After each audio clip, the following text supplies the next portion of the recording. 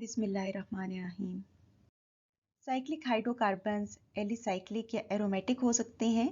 Alicyclic hydrocarbons वो hydrocarbons हैं जिनमें बेंजीन रिंग प्रेजेंट नहीं होती और ये अपने ओपन चेन काउंटर पार्ट्स जैसा कि एल्कीन्स और एल्काइंस हैं उनसे रिजेंबल करते हैं।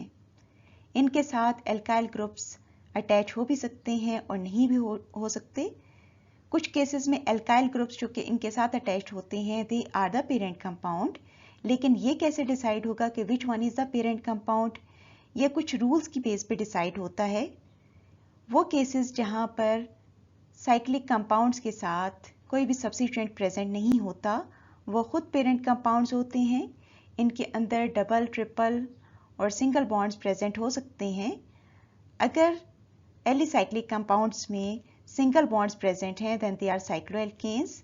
डबल बॉन्ड प्रेजेंट होने की वजह से दे आर साइक्लोएल्कीन्स और ट्रिपल बॉन्ड की वजह से उनको नाम दिया जाता है साइक्लोएल्काइंस का।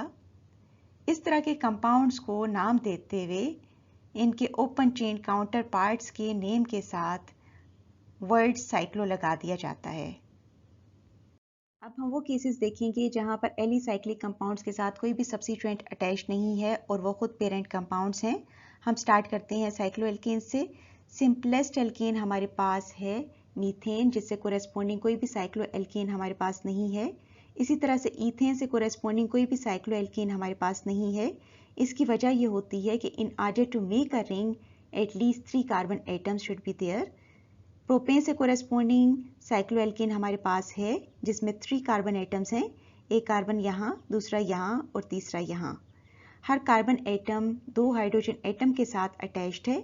हमने ये देखा था कि in order to name a cycloalkane the word cyclo is added to their open chain counterpart, यानी प्रोपेन के साथ हम साइक्लो का वर्ड लगाएंगे तो इसका नाम बन जाएगा जो कि है साइक्लोप्रोपेन। इसी तरह से ब्यूटेन से कोरेस्पोंडिंग साइक्लोएल्कीन है साइक्लोब्यूटेन, पेंटेन से कोरेस्पोंडिंग है साइक्लोपेंटेन और हेक्सेन से कोरेस्पोंडिंग है साइक्लोहेक्सेन। उसके बाद आते हैं साइक्लोएल्कीन्स जिनके नेम्स डिराइव होते हैं उनके ओपन चेन काउंटर पार्ट्स यानी कि एल्कीन से। ईथीन से कोरेस्पोंडिंग कोई भी साइक्लोएल्कीन हमारे पास प्रेजेंट नहीं है। प्रोपीन से कोरेस्पोंडिंग साइक्लोएल्कीन हमारे पास मौजूद है, हम इसका नाम रखेंगे साइक्लोप्रोपीन। इसी तरह से आप यहाँ पर बेटा एक चीज़ नोट कीजिए, मैंने सारे के सारे बॉन्ड्स फर्स्ट पोजीशन पर बनाए हैं सिर्फ ये शो करने के लिए कि what are the open chain counterparts of these cycloalkenes. इनके अलावा भी इनके आइसोमर्स प्रेजेंट हो सकते हैं। 1 ब्यूटीन से कोरेस्पोंडिंग साइक्लोब्यूटीन है, लेकिन इसी तरह का कंपाउंड आप 2 ब्यूटीन से कोरेस्पोंडिंग भी बना सकती हैं। इसी तरह से पेंटीन से कोरेस्पोंडिंग साइक्लोएल्कीन का नाम साइक्लोपेंटीन हो जाएगा और हेक्सीन से कोरेस्पोंडिंग साइक्लोएल्कीन का नाम साइक्लोहेक्सीन हो जाएगा। फिर आते हैं साइक्लोएल्काइंस। इनके नेम्स डिराइव होते हैं इनके ओपन चेन काउंटर पार्ट्स यानी कि एल्काइंस से। सबसे पहले ईथाइन। ईथाइन से कोई भी कोरेस्पोंडिंग साइक्लोएल्काइन हमारे पास मौजूद नहीं है। प्रोपाइन से कोरेस्पोंडिंग साइक्लोएल्काइन का नाम है साइक्लोप्रोपाइन। ब्यूटाइन से कोरेस्पोंडिंग का नाम है साइक्लोब्यूटाइन। पेंटाइन से कोरेस्पोंडिंग का नाम है साइक्लोपेंटाइन और हेक्साइन से कोरेस्पोंडिंग का नाम है साइक्लोहेक्साइन। एलिसाइक्लिक हाइड्रोकार्बन्स को नाम देने के कुछ रूल्स हैं। इनमें बेसिक रूल्स 3 हैं। सबसे पहले हमें ये डिसाइड करना है कि पेरेंट कंपाउंड कौन सा है। कुछ केसेस में पेरेंट कंपाउंड अटैच सब्स्टिट्यूएंट होता है और कुछ केसेस में रिंग होती है। एक दफ़ा पेरेंट कंपाउंड डिसाइड हो जाए तो हमें उसको नाम देना है और उसके बाद पोजीशन ऑफ सब्स्टिट्यूएंट को मेंशन करना है। इसके लिए हमने इस बात को यकीनी बनाना है कि सब्स्टिट्यूएंट को लोएस्ट पॉसिबल नंबर मिले। पेरेंट कंपाउंड सिलेक्ट करने के लिए रिंग में कार्बन एटम्स का नंबर नोट कीजिए। अगर रिंग में मौजूद कार्बन एटम्स का नंबर साइड चेन के बराबर या उससे ज़्यादा होता है तो रिंग कंपाउंड पेरेंट कंपाउंड होगा, अदरवाइज सब्स्टिट्यूएंट जो है वो पेरेंट कंपाउंड होगा। मिसाल के तौर पे इस केस में रिंग में 5 कार्बन एटम्स मौजूद हैं और साइड चेन में भी 5 कार्बन एटम्स मौजूद हैं। चूंकि रिंग में मौजूद कार्बन एटम्स का नंबर साइड चेन के नंबर के बराबर है, इसलिए आपके पास पेरेंट कंपाउंड रिंग होगी और इसका नाम होगा pentyl cyclopentane. Pentyl is this alkyl group and cyclopentane is the name of this parent compound. ये वो केस है जहाँ पर आपके पास रिंग में लेस कार्बन एटम्स मौजूद हैं as compared to the side chain, therefore the side chain will be the parent compound and ring will be the substituent. इस केस में जब रिंग आपके पास सब्स्टिट्यूएंट होती है तो आप इसके लिए वर्ड यूज करती हैं साइक्लोएल्काइल का। यहाँ पर चूंकि 4 कार्बन एटम्स मौजूद हैं इसलिए इसका नाम साइक्लोब्यूटाइल है। It is attached at position number 3, therefore the name of this compound is 3-cyclobutyl pentane। उसके बाद आपको ये नोट करना है कि साइक्लिक कंपाउंड के साथ कितनी रिंग्स अटैच्ड हैं। अगर एक ही रिंग अटैच होती है तो उस केस में हम पिछले रूल की बेस पर डिसाइड कर सकते हैं कि which one is the parent compound. लेकिन अगर साइड चेन के साथ एक से ज़्यादा रिंग्स अटैच्ड हों, जैसा कि इस केस में 2 रिंग्स अटैच्ड हैं, तो इस केस में आपके पास हमेशा पेरेंट कंपाउंड साइड चेन होगी। तो इस तरह से आपके पास चूंकि ये फर्स्ट और थर्ड पोजीशन पर 2 साइक्लोहेक्साइल ग्रुप्स अटैच्ड हैं, इसलिए इस कंपाउंड का नाम होगा 1,3-डाइसाइक्लोहेक्साइल propane because it is having 3 carbon atoms.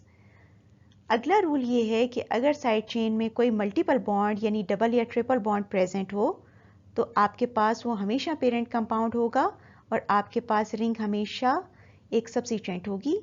जैसा कि इस केस में आपके पास साइड चेन में चूंकि डबल बॉन्ड है इसलिए propene is the parent compound and this ring is the substituent, therefore the name of this compound will be 2-साइक्लोप्रोपाइल प्रोपीन।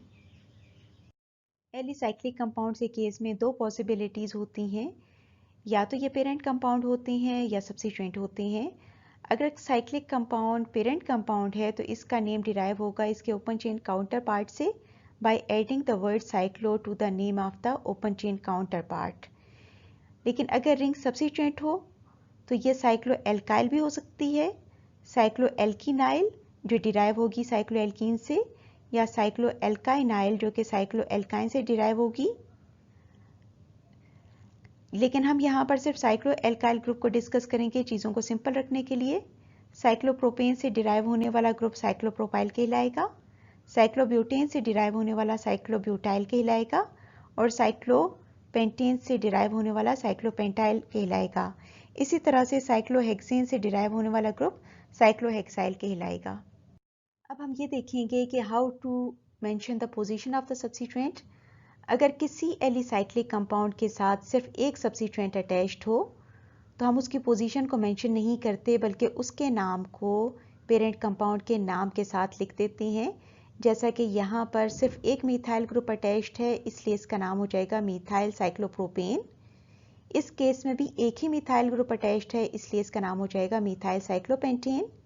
लेकिन अगर 2 या 2 से ज़्यादा सब्स्टिट्यूएंट्स किसी रिंग के साथ प्रेजेंट हो तो उनकी पोजीशन को मेंशन किया जाता है और कोशिश ये की जाती है कि सब्स्टिट्यूएंट को मिनिमम नंबर मिले। मिसाल के तौर पे हमारे पास इस तरह का एक कंपाउंड है, इसकी दोनों नंबरिंग गिवन है। हम अगर इसको यहाँ से नंबर दें तो हमारे पास सब्स्टिट्यूएंट की पोजीशन 1 और 3 पे आती है। लेकिन अगर हम इसको यहाँ से नंबरिंग करना शुरू करें तो हमारे पास 1 और 4th पोजीशन आती है।